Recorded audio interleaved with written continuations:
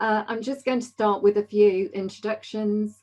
My name's Jane Carter. I'm the National Chair of pnet, and I'll tell you in a little bit more about pnet. We've got Di Caesar on the call. Thank you, Di, for waving. Di is our pnet project manager. Emma Sheesby, give us a wave, Emma. Thank you, from the SDSA, who's our partner agency. And Sonia, can you give us a wave, also from SDSA, our partner agency. We also have Anne Sullivan, Anne, thank you, give us a wave, who has co-written the resource and is an education SEND consultant. So glad we've got all these people on the call with us today. So a little bit about pnet. We're a network of over 5,650 professionals, members who support children and young people across a range of settings. I blink and the number goes up. That's how it seems at the moment. We draw on over 20 pnet champions across the country, and also some very vibrant regional groups who help inform our training, our events, helping to keep it up to date and informed through evidence-based practice. We have been absolutely delighted by how everything has grown over lockdown, particularly our membership. We've seen such an increase during lockdown, and particularly the use of our forum, where members share ideas, ask for advice. I think so often practitioners feel isolated. They may not have come across a particular condition before, and pnet opens a whole nation of specialists, and generally there will be someone out there who has come across a particular condition, a particular physical disability that you might not have done, and there's always somebody willing to give some tips and to signpost you. Sometimes it might be to another organisation or to some resources that will help you. Thank you to ETF for commissioning this new resource. It has come out of previous work that we completed together and delivery of some face-to-face training back in 2019-20. And in that training, 90% of our delegates who attended that indicated that the training had increased their knowledge, understanding and confidence in supporting young people with a physical disability. But it highlighted that we had a need for more in-depth development of skills to equip the workforce. So this has resulted in this new online resource, which can be accessed remotely, flexibly from wherever you are. So now over to Di to introduce you to the resource. Thank you. Thank you, Jane. Well, the key thing about this resource, it is for anybody in the FE sector. It's been developed to be suitable, whether you're a personal assistant, whether you're a teaching assistant, a tutor, a job coach, a departmental head, or a teacher, any of those roles.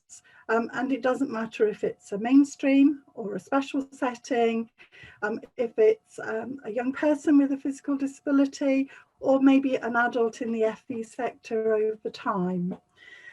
It's an interactive resource. We've tried to keep it simple. I think we've all had spent a lot of time working remotely, and tools need to be simple to be effective. So this has been designed to be simple to log on, simple to use, and really simple to understand, but has some really important key messages underneath. It will take a user about 15, maybe 20 minutes to do, and it can be accessed remotely. It doesn't matter if you're on the phone or if you are using an iPad or maybe a PC. Key thing is it's very accessible and very user-friendly. The language is in the language of Post-16 of the FE sector, and it is designed to really rapidly equip users with basic insight and understanding of really what they can do to support the needs of learners with a physical disability in whatever FE context they're working in. It's got some key messages. It covers what is physical disability, what its effects are, how can we make changes, doable changes, which really support inclusion of young people so that they can take part in things. It talks about how we can improve and deliver inclusive learning experiences, and also how you can move on to find other trusted sources of information. So although it's a very small capsule, it does signpost out at the end. So let's have a look at it and see what it looks like. Thank you very much, Emma. It's in sections that run into each other. As I said before, you can see the language is simple. It's interactive in that you can just click to find out having a physical disability is a risk factor. And by clicking through, it's easy to find out what these are.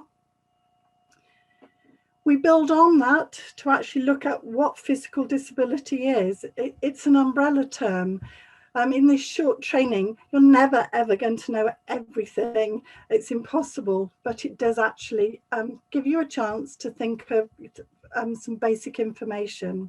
It recognises that people may have other associated conditions or a number of reasons why they may have a physical disability.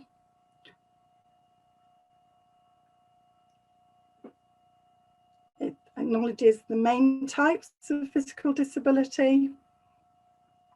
A key message is, whatever the diagnosis, every person's needs, every person's requirements are unique, and including them is going to take time and really careful planning.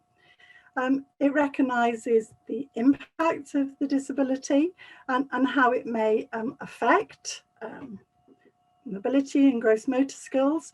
Not lots, just simple key information.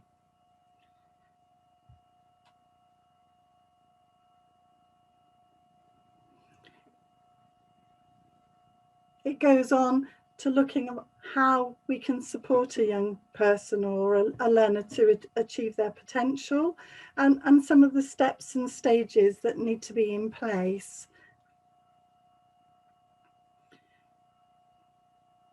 We like this tick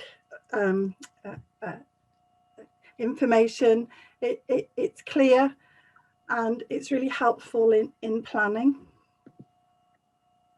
It recognises that to meet needs, requirements, you are going to need a range of other plans. We try to summarise those in a very succinct way, but recognising that nothing ever stays the same, things might change, you're needing to constantly come back to review. It tries very much to put the spotlight on the learner, to recognise some of the difficulties that they told us that they experience,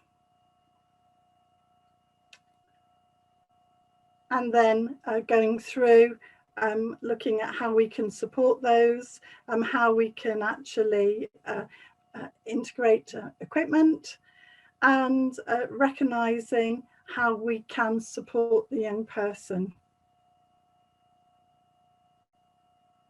You can see the interactivities there. This training is for anybody, as we said, in the FE sector. And at the end, it comes together. How can we pull it all together? And what are we going to do? It looks at other sources of information and training. Signposts out if people want to find out more. Obviously, we've had a whistle-stop tour through content. It takes time to read that and to digest it.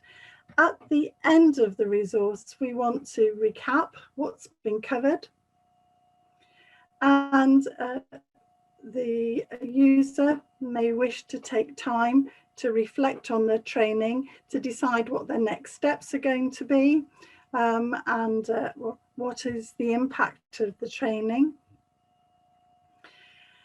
That's a downloadable form that people can fill in, or they can download and write on. But we also recognise that through the training, there may be unanswered questions, things that people want to follow up. So we don't want to close that down. At the end of this training, there's an invitation for whoever has undertaken it to post a question and send it in.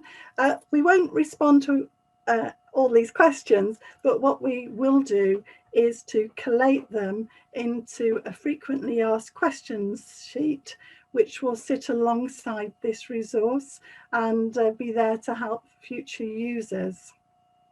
That should be available towards the end of March.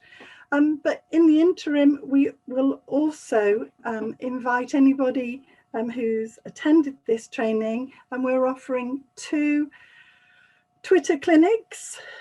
These will take place on the 3rd of March and the 17th of March. They'll start at 4:30 in the evening again. And that's another place where people can explore any issues or things that they want to follow up on. For yourselves, you're probably wondering, how can you access this training yourself? There'll be a link in the chat sent to you, which you can cut and paste into the internet, or tomorrow there will also be a range of information going out so that other people can have access to the link as well.